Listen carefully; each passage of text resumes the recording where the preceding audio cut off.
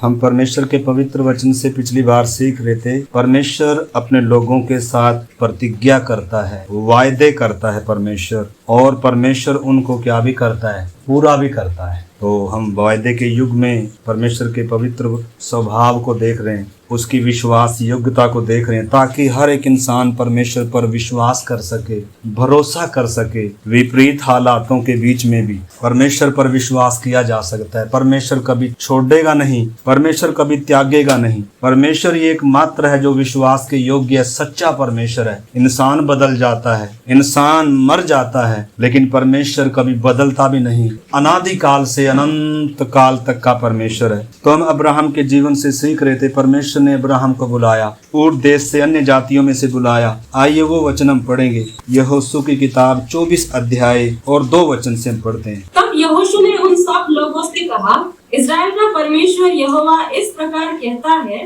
प्राचीन काल में अब्राहम और नाहोर का पिता तेरह आदि तुम्हारे पुरखाओं परात महानद के उस पार रहते हुए दूसरे देवता उपासना कर, और मैंने तुम्हारे मूल पुरुष अब्राहम को महानद के उस पार से ले आकर कनान देश के सब स्थानों पे फिराया और उसका वंश बढ़ाया और उसे इसहाक को दिया। फिर मैंने इसहाक को याकूब और एसाव को मैंने सेईर नामक पहाड़ी देश दिया कि वो उसका अधिकारी हो। आइए हम प्रार्थना करें। पिता परमेश्वर, इस पवित्र वचन के लिए हम आपको दिल से धन्यवाद करते हैं। एक बार फिर प्रभु, आप अपने वचनों के द्वारा हम हर एक के विश्वास को मजबूत करें। हमारा भरोसा आपके वचन पर हो जाए, क्योंकि आपका वचन प्रभु बिंदु भी बिना पूरा हुए टलेगा नहीं। आपने जो कहा है वो पूरा होगा।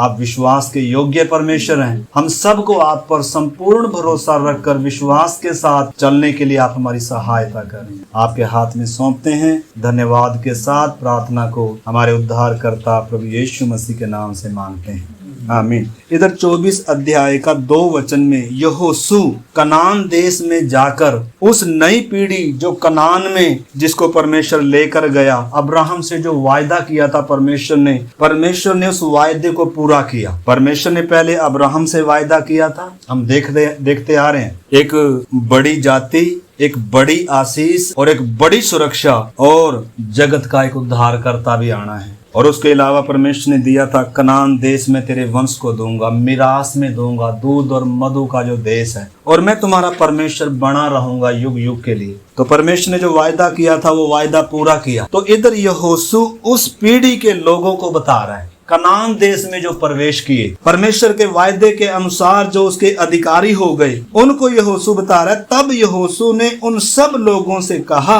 इज़राइल का परमेश्वर यहोवा इस प्रकार कहता है, प्राचीन काल में अब्राहम और नाहोर का पिता तेरह आदि तुम्हारे पुरखा पारात महानद के उस पार रहते हुए दूसरे देवताओं की उपासना करते थे। हम देखते हैं परमेश्वर ने अब्राहम को ऊर देश में से बुलाया, अन्य जातियों में से बुलाया, और अब्राहम ने परमेश्वर पर विश्वास किया, और ये विश्वास उसके लिए धार्मिकता गिना गया। और अब्राहम का विश्वास हम देखते हैं उसके कामों के द्वारा उसने दिखाया अपना विश्वास। अब्राहम परमेश्वर की आवाज सुनकर निकल पड़ा, हम देख रहे थे। तो उसी प्रकार जैसे इधर हम देख रहे हैं, ऊर देश से परमेश्वर ने अब्राहम को बुलाया। अब्राहम को आशीष देने के लिए नहीं, वास्तव में सारे जगत को, मुझे और आपको आशीष देना था। परमेश्वर ने जगत की उत्पत्ति से ही हमें देखा था, इसलिए परमेश्वर ने सारे जगत को, सारी जातियों को, सब राष्ट्रों को आशीष देना है। परंतु जब तक वो जगत का उद्धार करता नहीं आता, तब तक परमेश्वर इस अब्राहम के वंश के साथ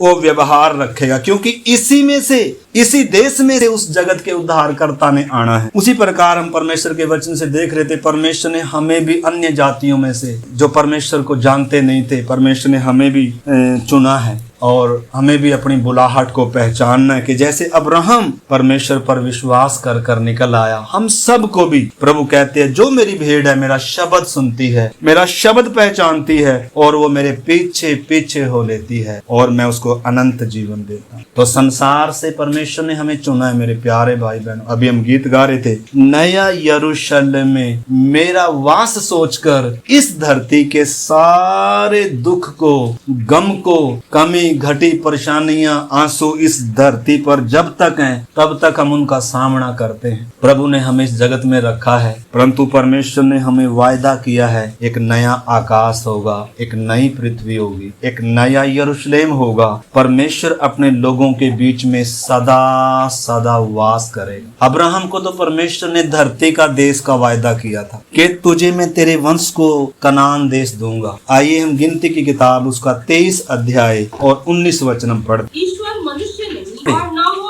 आदमी है कि अपनी इच्छा बदले। क्या जो कुछ उसने कहा उसे न करे? क्या वो वचन देकर उसे पूरा न करे? इधर परमेश्वर का पवित्र वचन कहता है परमेश्वर मनुष्य नहीं है जो झूठ बोले। इंसान झूठ बोलता है, लिखा है परमेश्वर मनुष्य नहीं है कि झूठ बोले, और न वह आदमी है कि वह अपनी इच्छा बदले। आदमी का मतलब आदम की संतान। परमेश्वर आदमी नहीं कि अपनी इच्छा बदले। क्या जो कुछ उसने कहा उसे न करे? क्या वह वचन देकर उसे पूरा न करे? सवाल है। मतलब परमेश्वर जो भी आपको मालूम है, इस परमेश्वर के पवित्र शास्त्र में कितने वायदे और कितनी प्रतिज्ञाएं हैं। एक एक वायदा जो परमेश्वर ने अपने लोगों से किया समय पर पूरा हुआ। यीशु के बारे में भी लिखा है जब समय पूरा हुआ परमेश्वर ने अपने इकलौते पुत्र को भेजा जो स्त्री से जन्मा, ताकि व्यवस्था के अधीनों को, पाप के अधीनों को, शैतान के अधीनों को क्या करे? छुड़ा ले और परमेश्वर से उनका क्या करा ले? मेल करा ले। इतना ही नहीं है, और भी अनंत काल का वायदा परमेश्वर ने किया है। तो इस करके परमेश्वर ने जो हमसे वायदे किए हैं, जो हमसे प्रतिज्ञाएं की हैं, इतना ही नहीं है, परमेश्वर आपको मालूम मिट्टी के इंसान से परमेश्वर देखो न केवल वायदा करता है बल्कि प्रतिज्ञा भी करता है। प्रतिज्ञा ही नहीं, परमेश्वर इंसान से क्या भी बांधता है? वाचा भी बांधता है। एक वचन आप मेरे साथ निकालें, इब्रानियों की पत्री 6:18। ताकि दो बेबदल बातों के द्वारा जिनके विषय में परमेश्वर का झूठा ठहरना अनहोना है, दृढ़ता से हमारा ढाढ़स बंध जाए, जो शरण लेने को इसलिए दौड़े हैं कि उस आशा को जो सामने रखी है प्राप्त करे। आमीन। तो इधर कलीसिया को पत्र लिखते समय, विश्वासियों को पत्र लिखते समय पवित्र आत्मा की प्रेरणा से जब लिखा जा रहा है वचन, इब्रानियों का लेखक क्या कह रहा है 17 से, इसीलिए जब परमेश्वर ने प्रतिज्ञा के वारिसों पर और भी साफ रीति से प्रकट करना चाहा कि उसके उद्देश्य बदल नहीं सकता, तो शपथ को बीच में लाया। मतलब परमेश्वर ने शपथ भी खाई है। आपको मालूम है शपथ से सब बातें पक्की हो जाती है। गांव में कई बार झगड़ा होता है कईयों का, तो बोलते हैं भी सौं खा ले। मतलब वो इसलिए है ताकि बात क्या हो जाए? पक्की हो जाए। सौं के द्वारा, कसम के द्वारा सारी बातें पक्की हो जाती। इसलिए परमेश्वर बीच में किसको भी लेकर आया? प्रतिज्ञा को बीच में लेकर आया। कसम खाई परमेश्वर ने कि मैं ये सब करूंगा। तो इधर हम देखते हैं, अगर आप इसका 13 से पढ़ें, परमेश्वर की अटल प्रतिज्ञा के बारे में इधर बताया गया। परमेश्वर ने अब्राहम से प्रतिज्ञा करते समय जब शपथ खाने के लिए किसी को अपने से बड़ा न पाया, तो अपनी ही शपथ खाकर कहा, मैं सचमुच तुझे बहुत आशीष दूंगा और तेरी संतान को बढ़ाता जाऊंगा। और इस रीति से उसने धीरज धरकर प्रतिज्ञा की हुई बात प्राप्त की। मनुष्य तो अपने से किसी बड़े की शपथ खाया करते हैं और उनके हर एक विवाद का फैसला शपथ से पक्का होता है। मतलब हर एक विवाद का फैसला, हर एक अविश्वास का फैसला शपथ के द्वारा पक्का हो जाता है। आपने समझना है पवित्र आत्मा कैसे वचन का एक्सप्लेन कर कर बता रहा है, ताकि हमें कोई डाउट ना रहे, अविश्वास ना हो। लिखा है और उनके हर एक विवाद का फैसला शपथ के द्वारा पक्का हो जाता है। इसलिए जब परमेश्वर ने प्रतिज्ञा के वारिसों पर और भी साफ रीति से प्रकट करना चाहा कि उसका उद्देश्य बदल नहीं सकता, तो शपथ को बीच में लाया, ताकि दो बेबदल बातों के द्वारा, मतलब जो बदल नहीं सकता, जिसका बदलना अनहोना है। लिखा है दो बेबदल बातों के द्वारा जिनके विषय में परमेश्वर का झूठा ठहरना अनहोना है। हो नहीं सकता कि परमेश्वर झूठ बोले, हो नहीं सकता कि परमेश्वर वायदा करे उसे पूरा न कर पाए। परमेश्वर वायदा पूरा करे, चाहे परिस्थिति कैसी भी भयानक हो जाए। परमेश्वर ने अपना पुत्र जब दिया जगत को, स्त्री का वंश जब आया, जब समय पूरा हुआ, आपको मालूम है जगत में कहीं सराय में उसके लिए जगह नहीं थी, कोई तैयारी भी नहीं थी किसी के जीवन में। हालांकि परमेश्वर ने पहले से ही बताया था, लेकिन हम देखते हैं जब तैयारी भी नहीं थी, जब जमीन पर उसके लिए जगह भी नहीं थी, सराय तक भी जगह नहीं थी, तो भी परमेश्वर ने अपने वायदे को क्या किया है? पूरा किया है। परमेश्वर अपने वायदे को पूरा करने वाला परमेश्वर है। तो इधर लिखा है, ताकि दो बेबदल बातों के द्वारा जिनके विषय में परमेश्वर का झूठा ठहरना अनहोना है, दृढ़ता से हमारा डांडस बंध जाए, जो शरण लेने को इसलिए दौड़े हैं कि उस आशा को जो सामने रखी हुई है प्राप्त करें। क्या करें? प्राप्त करें। अब्राहम ने विश्वास के द्वारा प्रतिज्ञाओं को प्राप्त किया। विश्वास के द्वारा उसके जीवन में बहुत उतार चढ़ाव आए, विश्वास परखा जाता है, परिस्थितियां कई बार विपरीत होती हैं, परंतु परमेश्वर पर विश्वास रखा जा सकता है, परमेश्वर पर भरोसा रखा जा सकता है। इब्रानियों के पहले तीतुस की पत्री और उसका 1 का 2 वचन हम पढ़ें। उस अनंत जीवन की आशा पर जिसकी प्रतिज्ञा परमेश्वर ने, जो झूठ बोल नहीं सकता, सनातन से की है। हाँ, इधर लिखा है उस अनंत जीवन की आशा, वायदा, प्रतिज्ञा लिखा है जिसकी प्रतिज्ञा परमेश्वर ने की है, जो झूठ बोल नहीं सकता, सनातन से की है। पौलुस परमेश्वर का दास कलीसिया को, विश्वासियों को पत्रियों में उन बातों का जिक्र करता है कि परमेश्वर ने जो कभी क्या नहीं कर सकता, झूठ बोल नहीं सकता। इब्रानियों में हमने पढ़ा उसका झूठा ठहरना अनहोना है। गिनती में हमने पढ़ा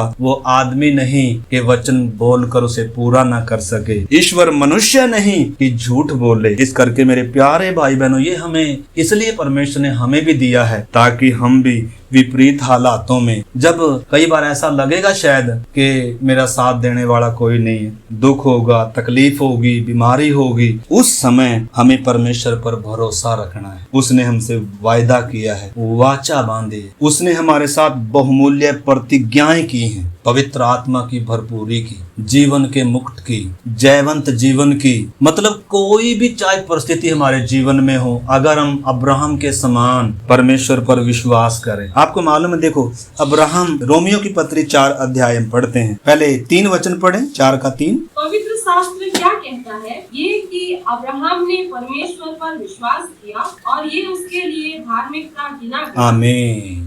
पवित्र शास्त्र क्या कहता है कि अब्राहम ने परमेश्वर पर विश्वास किया और यह विश्वास उसके लिए धार्मिकता गिना गया। परमेश्वर विश्वास के द्वारा धर्मी ठहराता है। बिना विश्वास के परमेश्वर को प्रसन्न नहीं कर सकते।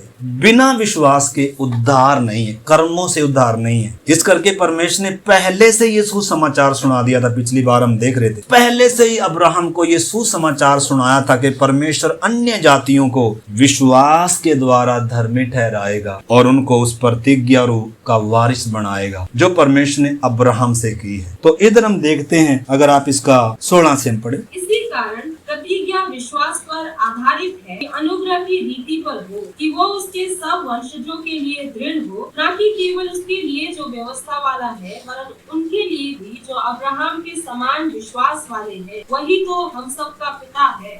जैसा लिखा है, मैंने तुझे बहुत सी जातियों का पिता ठहराया है, उस परमेश्वर के सामने जिस पर उसने विश्वास किया, और जो मरे हुओं को जिलाता है, और जो बातें है ही नहीं उनका नाम ऐसा लेता है कि मानो वे है। हाँ, इधर आपने समझना। आपको मालूम है, जब ये रोमियो 4 अध्याय हम पढ़ रहे हैं, अब्राहम का उदाहरण लिया जा रहा है कि अब्राहम विश्वास से धर्मी ठहरा और विश्वास के द्वारा उसने प्रतिज्ञाओं को क्या किया? प्राप्त किया। हालांकि विश्वास परखा गया। आपको मालूम है, 4 अध्याय से पहले 1 अध्याय, 2 और 3 अध्याय में परमेश्वर का पवित्र शास्त्र बाइबल कहता है कि कोई भी धर्मी नहीं है, एक भी नहीं है, सब क्या है? आदम की संतान है। और कोई भी जब धर्मी नहीं है, कोई भी अपने कर्मों के द्वारा, अपने प्रयासों के द्वारा धर्मी नहीं ठहर सकता। तो 4 अध्याय अब्राहम का उदाहरण लेकर पवित्र शास्त्र लिखा जा रहा है कि जैसे अब्राहम ने परमेश्वर पर विश्वास विश्वास किया, ऐसे ही सारी जातियां। आपको मालूम है रोमियो 1 अध्याय कहता है मनुष्य अपने आप को बुद्धिमान जताकर मूर्ख बन गया और परमेश्वर की महिमा को नासवान मनुष्यों, चपायों और सब जंतुओं की समानता में बदल डाला। यानी कि सारी मानव जाति जब अलग अलग संप्रदायों में बंटी हुई है, अलग अलग धर्मों में बंटी हुई है, अलग अलग रास्तों पर जब भटकी हुई है, तब परमेश्वर अब्राहम के द्वारा सारी दुनिया को, अब्राहम के उस वंश के द्वारा, जैसे अब्राहम ने विश्वास किया था, जो कोई उसके उस वंश पर, यीशु मसीह पर विश्वास करेगा, परमेश्वर उनको सबको क्या ठहराएगा? धर्मी ठहराएगा। तो इस करके इस विश्वास का जिक्र आया। तो उसने विश्वास किया, धार्मिकता प्राप्त की, विश्वास किया, प्रतिज्ञाएं प्राप्त की। और प्रतिज्ञाएं आसानी से प्राप्त नहीं होती हैं। आपको मालूम है, जब आप इसका 18 से पढ़िए, उसने निराशा में भी आशा रखकर विश्वास किया। उसने निराशा में भी आशा रखकर विश्वास किया। कई बार हमारे जीवन में निराशा होती है, दुख होता है, तकलीफ होती है, कुछ न कुछ मतलब ऐसी परिस्थिति शायद हो। जैसे हम अब्राहम को देखें, अब्राहम के जीवन को अगर हम देखें तो इधर लिखा है उसने निराशा में भी आशा रखकर विश्वास किया। क्या हम रखेंगे? निराशा में भी आशा रख। जब ऐसा लगे ये तो हो ही नहीं सकता, उस समय विश्वास करना। क्यों? क्योंकि परमेश्वर करेगा, मेरे बल से नहीं होगा, मेरी ताकत से नहीं होगा। परमेश्वर का वचन कहता है न बल से न शक्ति से, मेरी आत्मा के द्वारा होगा। बल से नहीं होगा, मनुष्य की ताकत से नहीं होगा। आपको मालूम है अब्राहम को 100 साल का बुजुर्ग होने दिया परमेश्वर ने। सारी आशा क्या हो गई? जो इंसान आशा कर सकता है वो सारी आशा जब खत्म हो गई। जब परमेश्वर को बुलाया तो 75 साल का था अब्राहम। अगर उस समय परमेश्वर अगर उसको वंश देता तो विश्वास मुश्किल नहीं था करना। आपको मालूम है उसने हाजरा के द्वारा इस्माइल को पैदा भी कर लिया अपनी ताकत से, लेकिन परमेश्वर रुका रहा। प्रतिज्ञा की संतान तब तक नहीं दिया जब तक अब्राहम पूरी रीति से क्या नहीं हो गया? जीरो नहीं हो गया। तो इधर हम देखते हैं लिखा है उसने निराशा में भी आशा रखकर विश्वास किया, इसलिए कि उस वचन के अनुसार कि तेरा वंश ऐसा होगा, वह बहुत सी जातियों का पिता हो। वह जो 100 वर्ष का था अपने मरे हुए से शरीर और सारा के गर्भ की मरी हुई किसी दशा जानकर भी विश्वास में निर्बल ना हुआ। अगर हमारे जीवन में कुछ ऐसी समस्या हो तो हम तो विश्वास ही, हमारा विश्वास में खड़ा रहना ही मुश्किल हो जाए। मतलब तब तो विश्वास करना अच्छी बात है जब इंसान, जब अब्राहम जवान है, जब सारा भी जवान है, यानी कि जब वो क्या कर सकते हैं? संतान उत्पन्न कर सकते हैं। लेकिन इधर लिखा है, आपको मालूम है, देखो विश्वास क्या होता है और परमेश्वर पर विश्वास करना क्या? जब मतलब कोई भी हालात, कोई भी परिस्थिति हमारे अनुकूल नहीं है, सारी परिस्थितियां हमारे विपरीत हैं। जब अब्राहम अपने आप को देखता होगा तो उसके अंदर अविश्वास के बातें उठती होंगी कि ये नहीं हो सकता। 25 साल तक परमेश्वर ने उससे इंतजार करवाया कि मैं तुझे, आपको मालूम है एक बार अब्राहम हाजरा को ले आया, हाजरा के द्वारा इस्माइल को पैदा कर लिया, जो आज मुसलमान कौम का पूर्वज था। इस्माइल दासी की संतान था वो। परमेश्वर ने उस समय अब्राहम को ये तो बताया था कि तुझे मैं वंश दूंगा, लेकिन ये नहीं बताया था किसके द्वारा दूंगा। बाद में परमेश्वर ने बताया कि सारा के द्वारा होगा। तो इधर हम परमेश्वर के वचन से देखते हैं 25 साल लग गए। अगर हमें कोई वचन कहे परमेश्वर और 25 साल तक उसकी सुधि ना ले, हम तो कब के विश्वास छोड़ कर त्याग कर चले जाएंगे। वायदा करने का मतलब कैसे धीरज, अब्राहम को देखो कैसे धीरज धरी उसने। हमने उसमें पढ़ा था इब्रानियों में, धीरज धर कर प्रतिज्ञाओं को प्राप्त किया, प्रतिज्ञाओं का वारिस बना। धीरज धरना आसान नहीं है। जब अब्राहम अपने शरीर की तरफ देखता होगा तो उसको निराशा आती हुई, ये कैसे होगा, ये तो हो ही नहीं सकता। हाँ, जब तक शरीर में जान थी, जब तक अगर होना होता तब तक तो मानना भाई ये काम संभव था। लेकिन जब शरीर में भी बूढ़ा हो गया, जब सारी आशाएं चली गई और उधर से दूसरी तरफ से जब सारा के गर्भ को देखता, लिखा है अपनी भी मरी हुई दशा है, मतलब मरी हुई दशा है दोनों की मरी हुई सी दशा है। लेकिन तो भी वचन में लिखा है वो विश्वास में क्या नहीं हुआ। हाँ, बीच बीच में बातें हुई, उनको हम देखेंगे। हम भी कई बार विश्वास में निर्बल हो जाते हैं, शक कर लेते हैं या रास्ता अपने तरीके से बदल लेते हैं, लेकिन परमेश्वर अपनी प्रतिज्ञा को पूरा करेगा। परमेश्वर अपने वायदे को पूरा करने वाला परमेश्वर है। हम ये क्यों सीख रहे हैं? परमेश्वर कभी झूठ नहीं बोलता। परमेश्वर ने जो भी कहा है उसे पूरा करेगा। दुख तकलीफ में भी उसने वायदा किया है, मेरे कोड़े खाने से तुम क्या हुए? चंगे। वचन में लिखा है, यहोवा के डरवैयों को किसी भली बात की क्या नहीं होगी? घटी नहीं होगी। तो इधर जब हम परमेश्वर के वचन से देखते हैं, सारा की तरफ देखता है तो लगता है ये कभी हो नहीं सकता। हमारे सामने भी शायद ऐसी कोई मरी हुई सी दशा हमें दिख रही होगी, जब हम उसकी तरफ देखते होंगे तो हमें लगता होगा ये नहीं हो सकता, ये हो ही नहीं सकता। लेकिन जब हम परमेश्वर के वचन की ओर देखते हैं, जिसने मुझसे वायदा किया है, जिसने मुझसे प्रतिज्ञा की है, जब हम इस वचन की ओर, जब हम परमेश्वर की विश्वास योग्यता और वफादारी की ओर देखते हैं, तो जो बातें है ही नहीं, जिन बातों की हमारे द्वारा कोई आशा ही नहीं है, असंभव बातें लग रही हैं जो हमारे लिए, परमेश्वर असंभव को भी क्या करता है? संभव करके देता है। तो इस करके मेरे प्यारे भाई बहनों, भले ही मरी हुई सी दशा हो, आपको मालूम है एक व्यक्ति आया यीशु मसीह के पास कि मेरी बेटी मरने पर है, प्रभु मेरे साथ चलो और मेरी बेटी के लिए प्रार्थना करके वो चंगी हो जाए। और प्रभु उसके साथ चल पड़े। तो रास्ते में हुआ यूं, घर से संदेशा आ गया कि तेरी बेटी मर चुकी है, तेरी बेटी मर चुकी है और अब गुरु को दुख ना दे। परंतु आपको मालूम है यीशु मसीह ने उससे क्या कहा? उस व्यक्ति से क्या कहा? डर मत, केवल क्या रख? विश्वास। देखो, जब तक बच्ची जिंदा है तब तक तो आशा है ना, लेकिन जब बच्ची मर जाए तो विश्वास करेंगे। जब बच्ची क्या हो गई? मर गई, तब विश्वास करना आसान नहीं। तब तो बोलेंगे ओहो ये कैसे हो सकता, ये तो हो ही नहीं सकता। लेकिन यीशु ने उन लोगों की बातों को अनसुना कर दिया और उस व्यक्ति को भी कहा डर मत, केवल विश्वास रख। उस बात पर उस व्यक्ति ने विश्वास किया, उसका मन डगमगाया नहीं है। हमारी तरह होता तो उसी समय चल पड़ता, हो बेटी मर गई अब तो क्या फायदा, अब जाने का क्या फायदा, कब का मैं बोल रहा हूँ प्रभु मेरे घर चल, कब का मैं प्रार्थना कर रहा था प्रभु तब तक तो तूने सुनी नहीं, जब बेटी मरी गई अब क्या फायदा। लेकिन प्रभु ने उन बातों को अनसुना। बहुत सारी नकारात्मक बातें हमारे मन में आती हैं, परंतु प्रभु ने उसको अनसुना कर और उससे कहा मत डर, केवल और केवल विश्वास। और आपको मालूम है जब गया घर में, लड़की मरी हुई पड़ी थी और लोग रो रहे थे सारे, और जब यीशु ने कहा ना रो मत, विलाप मत करो, लड़की मरी नहीं है, सो रही है। आपको मालूम है बाइबल शरीर की मौत को नींद कहती है, शरीर की मौत को बाइबल नींद कहती है, वास्तव में सो जाना है, एक दिन उठेंगे। उस लड़की को तो उसी समय प्रभु ने उठाया और दोबारा भी मर गई।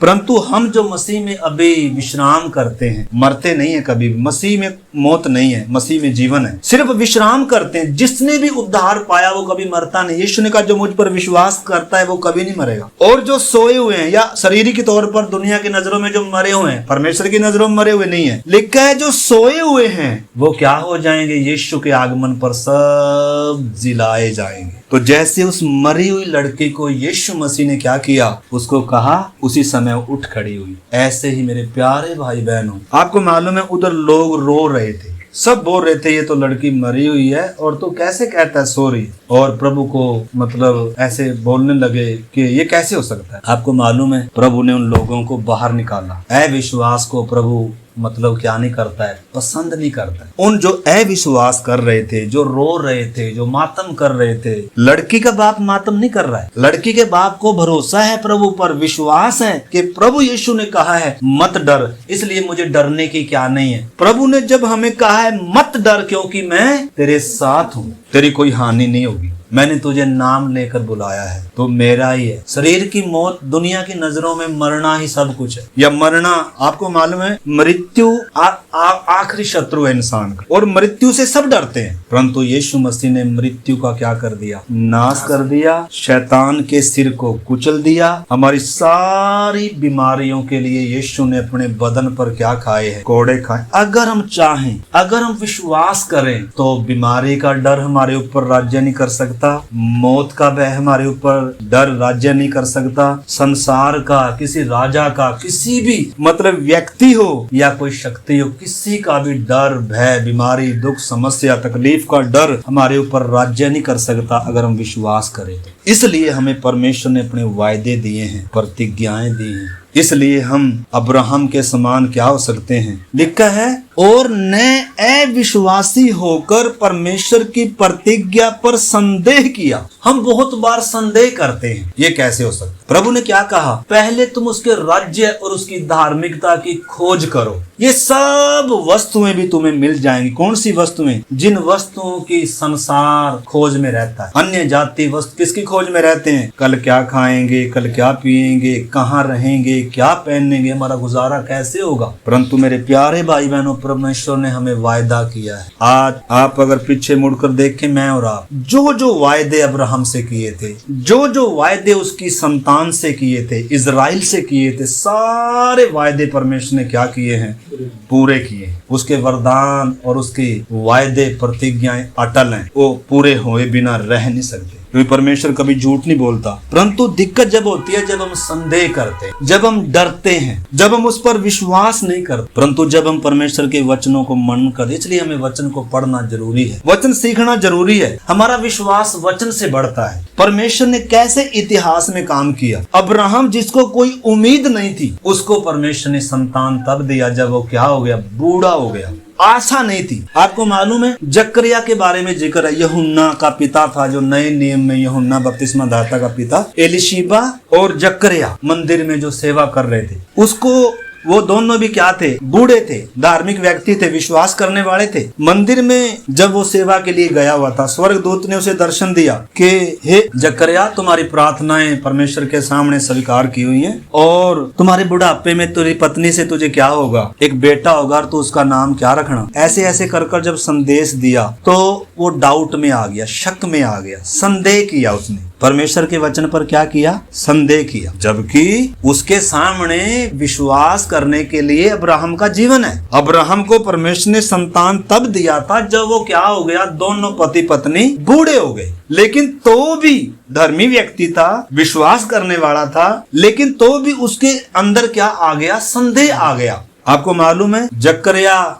यूहन्ना के जन्म तक क्या रहा? गूंगा रहा। मतलब अविश्वास को परमेश्वर क्या नहीं करता? पसंद नहीं करता। जैसे यीशु मसीह ने वो लड़की मरी हुई थी, जहाँ सब लोग रो रहे थे, उनको सबको बाहर निकाला। इनको बाहर निकालो सबको। प्रभु जहाँ अविश्वास है, प्रभु वहाँ काम नहीं कर सकता। अविश्वास को जाना होगा। चेलों को भी प्रभु ने कहा, हे अल्प विश्वासियों, क्यों संदेह करते हो? झील में जब नाव थी, लहरें आ रही थी और चेले डर रहे थे, प्रभु हमें बचा, जोर जोर से उठा रहे, प्रभु तुझे हमारी चिंता नहीं। कई बार हमें लगेगा तूफान आएगा, बाढ़ आएगी, ऐसा लगेगा मेरी नाव तो बस अभी डूबी। लेकिन परमेश्वर ने वायदा किया, अगर मेरी, आपको मालूम है यीशु मसीह जिस किश्ती में हो, वो किश्ती कभी क्या नहीं होगी? डूबेगी। लेकिन चेलों का उस समय तक उतना विश्वास नहीं था, उन्होंने भी संदेह किया। इसलिए प्रभु ने उनके संदेह पर उनको डांटा, हे अल्प विश्वासियों, तुम क्यों संदेह करते हो? क्या मेरे लिए कुछ भी अनहोना है? आपको मालूम है यीशु मसीह ने समुद्र को शांत किया और लहरें थम गई। मतलब प्रभु बता रहा है कि प्रभु के लिए कुछ भी अनहोना नहीं है, कुछ भी असंभव नहीं है। हम भी परमेश्वर पर भरोसा रख सकते हैं, परमेश्वर पर विश्वास रख सकते हैं। परमेश्वर कभी भूलता नहीं है,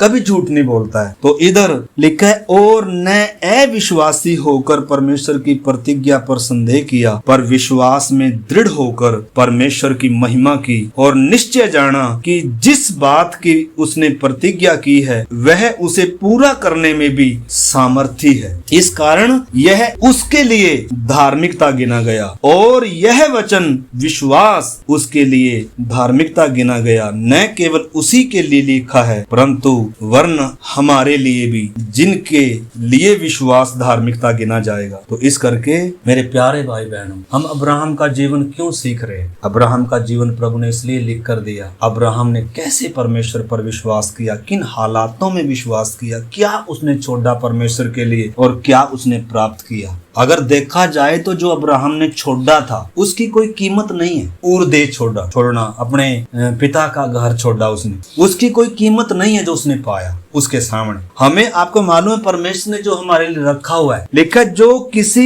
आंख ने भी नहीं देखा, जो किसी के कानों में भी सुनने में नहीं आया, जो किसी के चित्त में भी नहीं आया, परमेश्वर ने वो दुनिया है जो अपने प्रेम करने वालों के लिए, विश्वास करने वालों के लिए तैयार करके रखी। तो इस करके मेरे प्यारे भाई बहन, हो सकता है अब्राहम के समान हमने भी जब विश्वास कर कर धर्मी ठहरे हैं, यीशु पर विश्वास किया है और जब हम उसके पीछे चल रहे हैं, हो सकता है कुछ बातों में देर हो रही हो, हमारी प्रार्थनाएं शायद सुनी नहीं जा रही हो। कई बार ऐसा होता है। अब्राहम के बारे में भी लिखा है, अब्राहम भी धीरज से उसने प्रतिज्ञाओं को प्राप्त किया।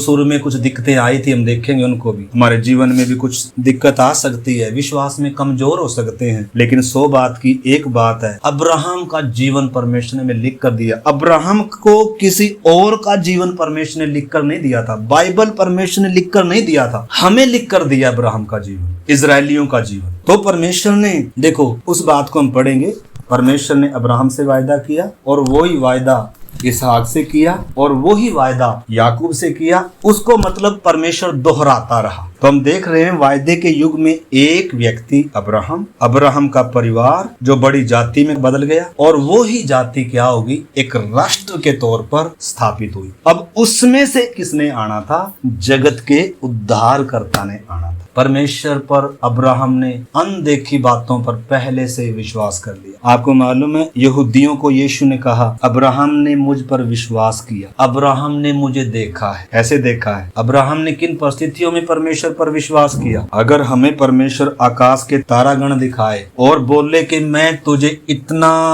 वंश दूंगा, क्या हम विश्वास करेंगे? अब्राहम ने आंख मूंद कर क्या कर लिया? परमेश्वर पर विश्वास कर लिया। इस करके मेरे प्यारे भाई बहनों, जो बातें है नहीं है उन बातों पर विश्वास कर लिया। परमेश्वर के लिए कुछ भी क्या नहीं है, अनहोना नहीं। परमेश्वर के लिए हर कुछ संभव है। चाहे मेरी कौन सी भी बीमारी हो, मेरे लिए असंभव है, डॉक्टरों के लिए असंभव है, लेकिन परमेश्वर के लिए असंभव नहीं। मेरी कोई भी परिस्थिति इंसान के लिए असंभव है, चीजें उसमें से निकल आना, परिस्थितियों का सामना करना, लेकिन अगर परमेश्वर पर मेरा भरोसा है, परमेश्वर पर मेरा विश्वास, तो मुश्किल नहीं है। हम भी क्या कर सकते हैं? विश्वास के द्वारा उन प्रतिज्ञाओं को क्या कर सकते हैं? प्राप्त कर सकते। निश्चय है शुरू में हम देखेंगे अगली बार से अब्राहम के जीवन में कैसे कमी घटी उसके जीवन में भी आई, परंतु परमेश्वर विश्वास योग्य है, वफादार है। परमेश्वर कभी छोड़ेगा नहीं, परमेश्वर कभी त्यागेगा नहीं। तो इस करके अब्राहम को जो जो परमेश्वर ने वायदा किया था, उसके पुत्र इसहाक से भी किया, याकूब से किया और पूरी जाति से किया। और आपको मालूम है, आइए हम परमेश्वर का वचन पढ़कर हम प्रार्थना की तरफ जाएंगे। भजन संहिता और 105 अध्याय और 37 से और 45 तक हम पढ़ेंगे, सिस्टर पढ़ेंगे। तब वो इस्राएल को सोना चांदी दिलाकर निकाल लाया और उनमें से कोई निर्बल न था। उनके जाने से मिस्री आनंदित हुए, क्योंकि उनका डर उनमें समा गया था। उसने छाया के लिए बादल फैलाया और रात को प्रकाश देने के लिए आग प्रकट की। उन्होंने मांगा तब उसने बटेरें पहुंचाई और उनको स्वर्गीय भोजन से तृप्त किया। उसने चट्टान फाड़ी तब पानी बह निकला और निर्जन भूमि पर नदी बहने लगी, क्योंकि उसने अपने पवित्र वचन और अपने दास अब्राहम को स्मरण किया। वो अपनी प्रजा को हर्षित करके और अपने चुने हुओं से जय जयकार करा के निकाल लाया और उनको जाति जाति के देश दिए और वे अन्य लोगों के श्रम के फल के अधिकारी किए गए, कि वे उसकी विधियों को माने और उसकी व्यवस्था को पूरी करे, या की स्तुति करो। आमीन। इधर हम देखते हैं परमेश्वर ने कैसे जो भी वायदा अब्राहम से किया था, प्रतिज्ञा किया था, वो समय पर परमेश्वर ने अपने वायदे को क्या किया? पूरा किया। इजराइल मिस्र में जाएगा, परमेश्वर ने पहले से ही बताया था, परंतु मैं उधर से उनको निकाल लेकर आऊंगा। वो आखिरी वचन और पढ़कर हम फिर प्रार्थना करेंगे। उत्पत्ति 15 अध्याय निकाल के और इसमें से 1-2 वचन पढ़े और फिर हम प्रार्थना में जाएं। उत्पत्ति किताब 15 अध्याय। इधर हमने पढ़ा कि परमेश्वर ने अपने वचन को भी याद किया जो उसने किया था अब्राहम से, और अपने मित्र अब्राहम को भी स्मरण कर कर ये सब काम किया। इजरायली इसके योग्य थे इसलिए नहीं, इजरायली विश्वास योग्य नहीं थे तो भी परमेश्वर विश्वास योग्य बना रहा। इजरायली बुड़बुड़ाने वाले थे तो भी परमेश्वर लेकर चल रहा था, ताजा भोजन दे रहा था, ताजा हर दिन परमेश्वर चट्टान से पानी देकर उनको लेकर आया। और जिन्होंने विश्वास किया, जो रास्ते में बुड़बुड़ाते रहे, अविश्वास किया, वो तो हम देखते हैं वो तो वारिस नहीं हुए। वारिस कौन होंगे? जो परमेश्वर पर भरोसा रखेंगे, विश्वास रखेंगे। परिस्थिति तो कई बार बदलती है, कई बार ऐसा लगेगा जैसे अब्राहम के जीवन में भी आया था, अब्राहम ने अपना विश्वास डगमगाया नहीं, लेकिन अब्राहम का जो वंश था इजरायली, वो उस तरीके से विश्वास करने में क्या हो गए? नाकाम हो गए। उन्होंने परमेश्वर की उस वायदे पर भरोसा नहीं रखा कि परमेश्वर ने हमें कनान देश वायदा करके दिया है, उधर लेकर जाएगा। उन्होंने उस पर विश्वास नहीं किया, इस करके उस पीढ़ी के लोग क्या हो गए, अविश्वास के कारण लिखा है क्या हो गए, वो नाश हो गए। तो वो चीज हमारी चेतावनी के लिए है। अविश्वास के कारण कभी भी हम प्रतिज्ञा के वारिस नहीं हो सकते हैं, परंतु अगर हम विश्वास करेंगे तो परमेश्वर विश्वास योग्य है। हम इसका हम पढ़ेंगे 15 का 1 से पढ़े सिस्टर। इन बातों के पश्चात यहोवा का ये वचन दर्शन में अब्राम के पास पहुंचा। हाँ। हे अब्राम, मत डर, तेरी ढाल और तेरा अत्यंत बड़ा प्रतिफल मैं हूँ। अब्राम ने कहा, हे प्रभु यहोवा, मैं तो निर्वंश हूँ और मेरे घर का वारिस ये दमिश्क वासी एलियजर होगा, अतः तू मुझे क्या देगा? और अब्राम ने कहा, मुझे तो तूने वंश नहीं दिया, और क्या देखता हूँ कि मेरे घर में उत्पन्न हुआ एक जन मेरा वारिस होगा। तब यहोवा का ये वचन उसके पास पहुँचा, ये तेरा वारिस न होगा, तेरा जो निज पुत्र होगा वही तेरा वारिस होगा। हाँ, तो इधर हम देखते हैं लिखा, उसने यहोवा पर विश्वास किया और ये उसके देख के धर्म गिना गया। तो इधर मेरे प्यारे भाई बहनों, अभी हम प्रार्थना कर, तो इधर शुरू में हमने 15 के 1 में पढ़ा, इन बातों के पश्चात यहोवा का वचन दर्शन में अब्राहम के पास पहुंचा। किन बातों के बाद? जब बहुत सारी बातें घट चुकी हैं पीछे, उनको हम अगली बार हम प्रभु की इच्छा है तो हम देखेंगे। तो परमेश्वर अब्राहम से कहता है, हे अब्राहम मत डर। बहुत बार हमें डर आता है, लेकिन वचन कहता है मत डर, तेरी ढाल, ढाल का मतलब तुझे सुरक्षा देने वाला, तेरी ढाल और तेरा अत्यंत बड़ा प्रतिफल मैं हूँ। दुनिया हमारा प्रतिफल नहीं, दुनिया हमारे लिए आशीष नहीं है, दुनिया का धन दौलत ये सब कोई आशीष नहीं है। परमेश्वर है बड़ी आशीष। परमेश्वर आया है हमारे हिस्से। दुनिया के हिस्से में धन आया, दौलत आई, गाड़ी बंगले सब आया दुनिया के हिस्से में, लेकिन मेरे और आपके हिस्से में कौन आया है? परमेश्वर आया है। दुनिया की जी आशीष वास्तव में जो समझ रही है, कई बार हमारे से वो हमें क्या लगते हैं, खुश लगते हैं। आप समझो यीशु कीमती है क्या दुनिया कीमती? दुनिया का धन दौलत आदि सब एक कूड़े के समान है, थोड़ी समय के लिए है ये, लेकिन परमेश्वर सच्चा परमेश्वर, प्रेमी परमेश्वर, महान परमेश्वर, उसकी कीमत बहुत ज्यादा है। आपको मालूम है परमेश्वर ने 12 गोत्रों में कहा था, जो लेवी गोत्र है इसको अपनी उसमें से जमीन में से क्या नहीं देना, भाग नहीं देना। क्यों? क्योंकि इनका भाग मैं हूँ। लेवियों का भाग परमेश्वर था, इजरायलियों का भाग जमीन जायदाद थी बाकी गोत्रों का, लेकिन लेवी गोत्र परमेश्वर के मंदिर में जो सेवा करता था, याजकों का जो समाज था, लेवी गोत्र था, उनके हिस्से में कौन आया था? परमेश्वर आया। और ये सौभाग्य की बात, लेवी गोत्र और यहूदा गोत्र विशेष थे। यहूदा गोत्र चुना गया था जिसमें से राजाओं ने आना है, जो अगुवाई करेगा, जो राज्य करेगा, और लेवी गोत्र को परमेश्वर ने उन 12 गोत्रों में से चुना ताकि लेवी गोत्र परमेश्वर के मंदिर में क्या करेगा? नित्य सेवा करेगा। इस करके परमेश्वर ने लेवी को धरती की कोई भाग नहीं दिया, धरती की कोई आशीष। उसी प्रकार मेरे प्यारे भाई बहनों, हमारे हिस्से में कौन आया है? परमेश्वर। इसलिए लिखा है, स्वर्ग का राज्य खेत में छिपा हुआ वो खजाना है, जिस किसी को ने पाया, जिस किसी को ये समझ में आया, उसने मारे आनंद के जाकर अपना सब कुछ बेचकर क्या कर लिया? उसको जिसको यीशु की कीमत मालूम, जिसको स्वर्गीय राज्य की कीमत मालूम है, उसके लिए संसार फिर कूड़े से बढ़कर कुछ भी यूज एंड थ्रो है। घर है तो उसको यीशु से प्रिय नहीं, धन दौलत है तो उसको यीशु से प्रिय नहीं। दिक्कत जब हो जाती है, जब हमें यीशु से चीजें ज्यादा प्रिय लगने लग जाती हैं, वही चीज हमारे लिए खतरा बन सकती है। इसलिए पतरस कहता है, हम परदेसी के समान रहे। अब्राहम परदेसी और यात्री बनकर चलता रहा। क्यों? क्योंकि उसका ध्यान, उसकी नजर उस स्थिर ने वाले नगर की ओर लगी हुई थी। कई बार हमारा ध्यान पृथ्वी की बातों पर लग जाता है, शरीर की बातों पर लग जाता है, और यहीं से हमारे जीवन में क्या होती है? यहीं से हमारे जीवन में वो बातें आती हैं कि हम परमेश्वर की उपस्थिति से अलग होने लगते हैं। तो इधर हमने पढ़ा, परमेश्वर कहता है मैं तेरा प्रतिफल हूँ। तो अब्राहम जब उसको कह रहा है, परमेश्वर तूने, भाई अभी तक मुझे संतान नहीं है, और मेरे घर का ये जो दास है ना, दमिश्क वासी एलियाजर, यह मेरे घर का वारिस होगा। यानी कि अब्राहम को इस समय तक भी क्या नहीं था? पुत्र नहीं था, कोई आशा भी नहीं थी। उसको यही था कि ये मेरे घर का वारिस होगा। फिर आपको हम अगली बार पढ़ेंगे, परमेश्वर कहता है यह तेरा वारिस नहीं होगा, बल्कि तेरा निज पुत्र तेरा वारिस होगा। और इधर परमेश्वर उसके साथ वाचा बांध रहा है। वाचा पक्की कर दे रहा है। और उसके जेब में, मैं पिछली बार भी बता रहा था, उस जमीन की रजिस्ट्री कर कर उसकी जेब में डाल दिया कि यह है यहाँ से लेकर और वहां तक मैं यह देश तेरे बाद तेरे वंश को युग युग के लिए दूंगा और ये तेरी भूमि होगी। और उसी प्रकार अब और उसमें बढ़ोतरी कर रहा है परमेश्वर अभी वाचा भी बांध रहे। तो परमेश्वर वायदा करता है, परमेश्वर प्रतिज्ञा करता है, परमेश्वर शपथ भी खाता है और उसके अलावा परमेश्वर इंसान के साथ क्या भी बांध रहा है, वाचा बांध। वाचा से बात क्या हो जाती है, और भी पक्की हो जाती है। तो इस युग में हम वाचा का चिन्ह क्या था, अब्राहम को यही बोला विश्वास करना। अब इंसान की जिम्मेदारी क्या थी, हर युग में हम देख रहे हैं इंसान की हालात क्या है, इंसान की परिस्थिति क्या है, अनुकूल वातावरण है, चल सकता है, कर सकता है, परमेश्वर की आशीष है, वायदे। और उसके अलावा इंसान की जिम्मेदारी क्या थी, इंसान की जिम्मेदारी थी परमेश्वर पर भरोसा रखना, विश्वास करना, धीरज से उसके कहे हुए का क्या करना, इंतजार करना। परमेश्वर ने न केवल वायदा किया, अभी हम प्रार्थना कर रहे हैं, बल्कि प्रतिज्ञा भी करता है। प्रतिज्ञा सिर्फ नहीं, शपथ खाता है ताकि सब विवादों का